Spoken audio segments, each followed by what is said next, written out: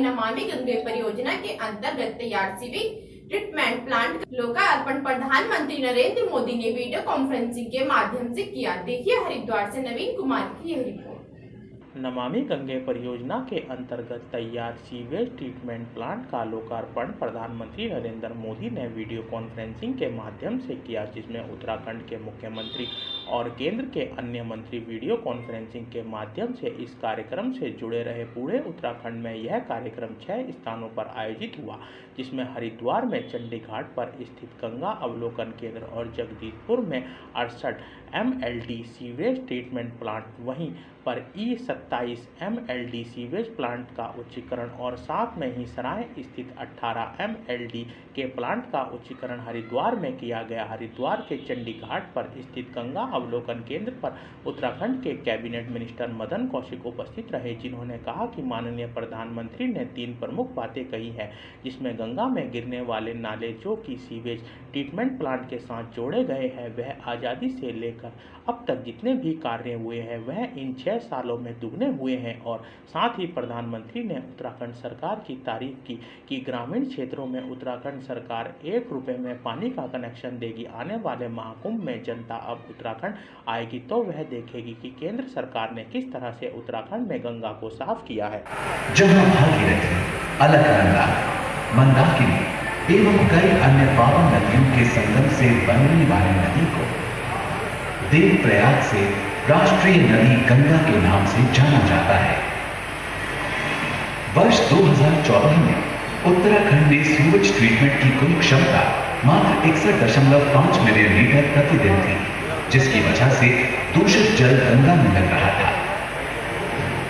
नमामि गंगे अभियान के अंतर्गत गंगा को उत्तराखंड में अविरल और निर्मल करने के लिए गंगा की मुख्य धारा पर बसे 17 शहरों में कुल 32 परियोजनाओं को स्वीकृति दी गई, जिसमें 153 मिलियन लीटर प्रतिदिन क्षमता वाले नए STPs का निर्माण, 45 मिलियन लीटर प्रतिदिन क्षमता वाले STPs को अपग्रेड करना शामिल है। गंगा जी की स्वच्छता, गंगा जल की स्वच्छता का सीधा प्रभाव इन शहरों में रहने वाले करोड़ों लोगों पर पड़े। सरकार का प्रयास है कि गंगा के किनारे बसे जितने भी शहर वहां बड़े बड़े गंदे नालों का पानी सीधे गंगा जी में गिरने से रोका।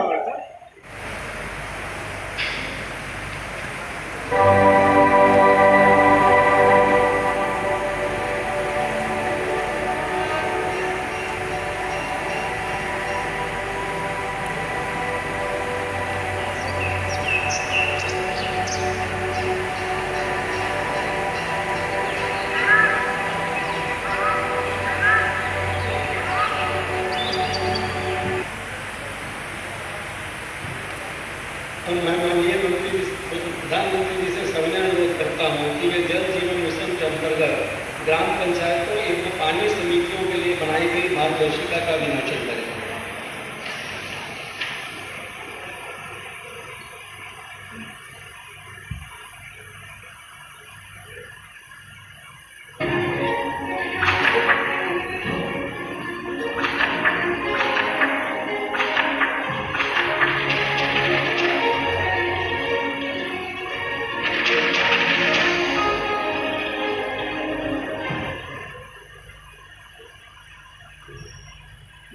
अब मैं माननीय प्रधानमंत्री जी से सविनय अनुरोध करता हूँ कि वे एक लघु फिल्म के माध्यम से जल जीवन मिशन के लोगों का अनावरण करें।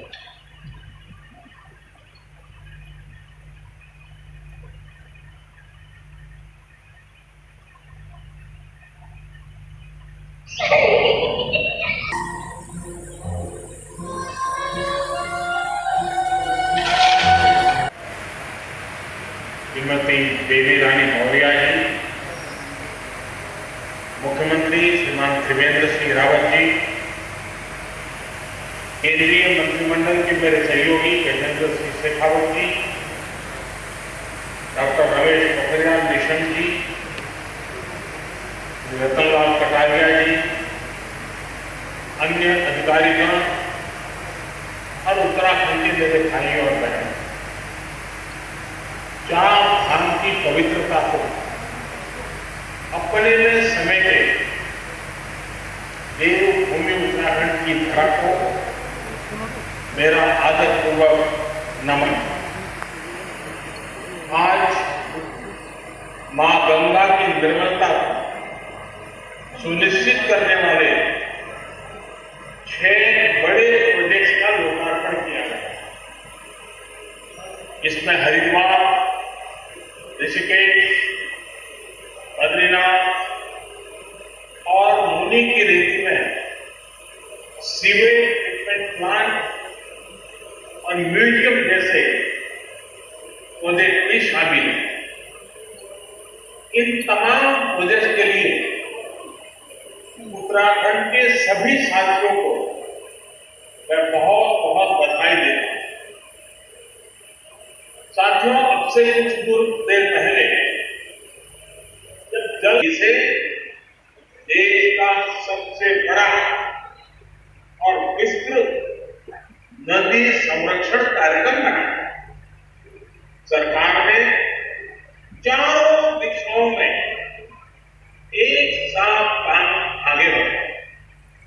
पहला, गंगा जल में गंदा पानी गिरने से रोकने के लिए सीवेज ट्रीटमेंट प्लांटों का जाल बिछाना शुरू किया।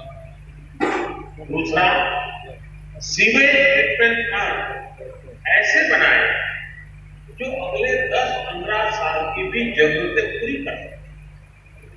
तीसरा, गंगा नदी के किनारे बसे 100 बड़े शहरों और 5000 गांवों को खुले में शौच से मुक्त करना। और चौथा, जो गंगा जी की सहायक नदियां हैं उनमें भी प्रदूषण रोकने के लिए पूरी ताकत लगाना। हजारों करोड़ के प्रोजेक्ट से सिर्फ 6 सालों में ही उत्तराखंड में सीवेज ट्रीटमेंट की क्षमता करीब 4 गुना हो चुकी है। साथियों, उत्तराखंड में तो स्थिति ये थी कि गंगोत्री, बद्रीनाथ, केदारनाथ से हरिद्वार तक 130 से ज्यादा नाले गंगा जी में गिरते। आज इन नालों में से अधिकतर को रोक दिया गया। प्रोजेक्ट की प्लानिंग से लेकर रख रखाव और संचालन तक पूरी व्यवस्था ग्राम पंचायत, पानी समितियां, पानी समितियों में भी 50% से एक और अभियान शुरू करने जा रहा है। 100 दिन का एक विशेष अभियान जिसके तहत देश के हर स्कूल और हर आंगनबाड़ी नल से जल को संरक्षित किया। मैं इस अभियान की सफलता की शुभकामना देता और मैं राज्य सरकारों से आग्रह करूंगा कि करने जैसा पवित्र काम है, राज्य सरकारें भी पूरी तरह इस जिम्मेवारी को अपने कंधे पर उठाएं और इससे जुड़े बहुत बड़े बड़े सुधार किए। इन सुधारों से देश का श्रमिक सशक्त होगा, देश का नौजवान सशक्त होगा, देश की महिलाएं सशक्त होगी, देश का किसान सशक्त होगा। लेकिन आज देश देख रहा है कि कैसे कुछ लोग सिर्फ विरोध के लिए विरोध साथियों, अब से कुछ दिन पूर्व देश ने अपने किसानों को अनेक बंधनों से मुक्त किया। अब देश का किसान कहीं पर भी किसी को भी अपनी उपज बेच सकता है। लेकिन आज जब केंद्र सरकार किसानों को उनके अधिकार दे रही है तो भी ये लोग विरोध को उतर आए।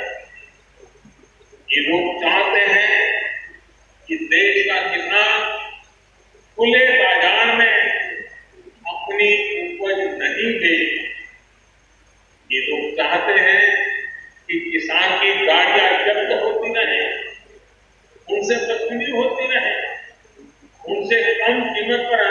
खरीदकर बिचौलिए मुनाफा कमाते रहे। एक किसान की आजादी का ग्रोथ,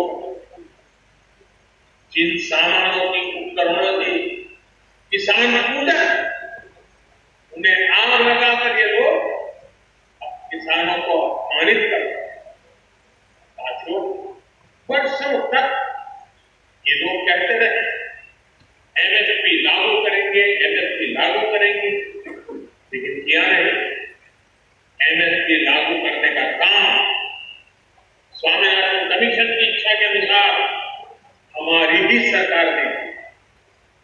आज ये लोग एमएसपी पर ही किसानों में भ्रम फैला रहे हैं।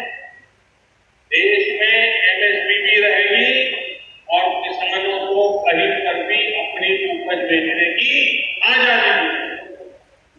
लेकिन ये आजादी कुछ लोग बर्दाश्त नहीं कर पा रहे।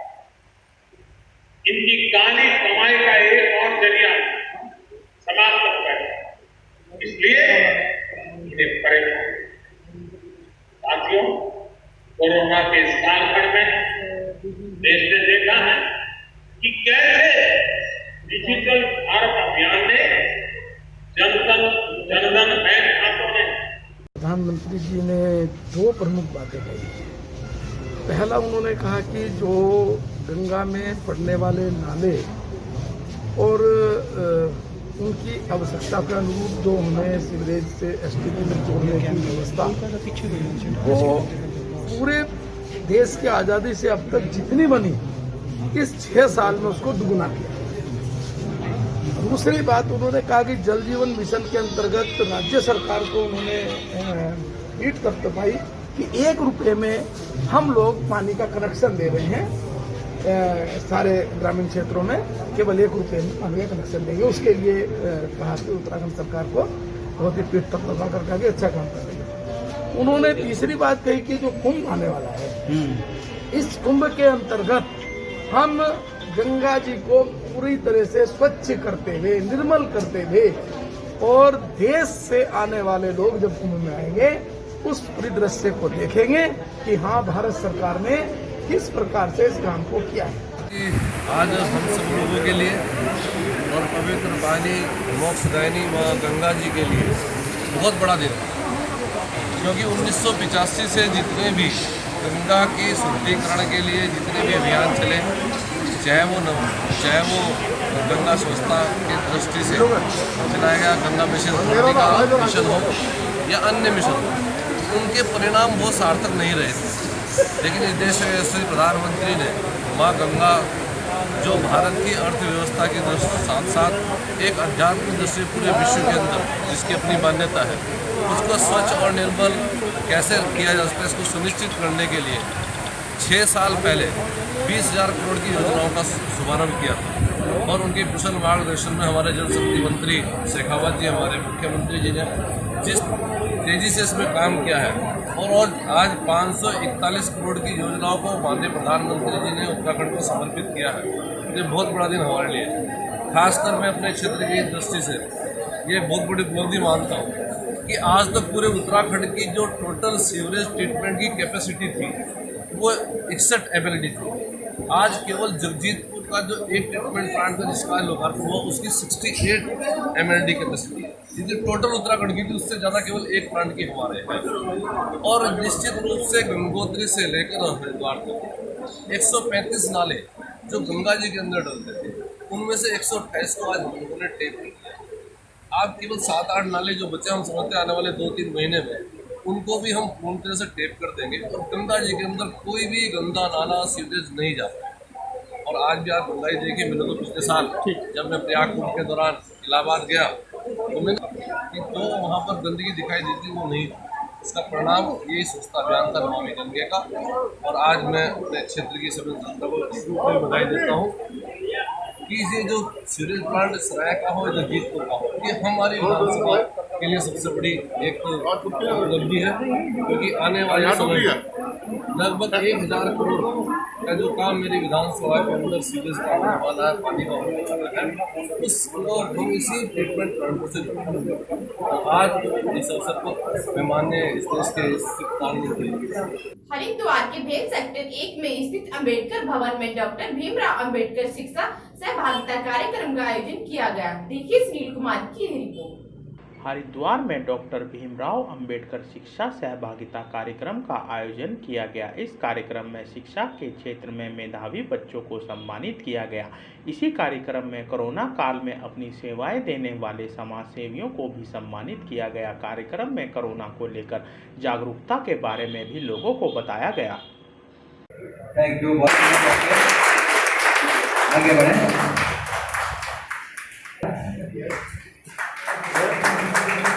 मैं आपको बता दूं, बहुत बहुत बधाई।